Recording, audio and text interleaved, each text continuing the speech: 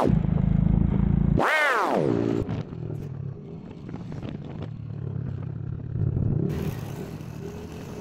300 meters, turn right.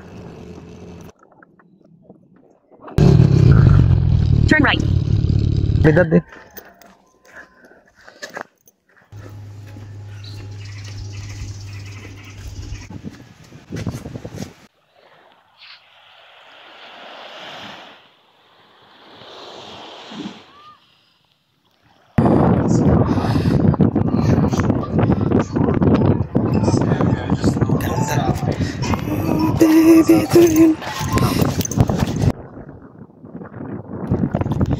Minsan sa buhay natin, kailangan din natin mag-enjoy, mag-enjoy, lumanghap ng sariling hayop. Hindi ako ang konsensya mo, magdagat ka na habang bata ka pa.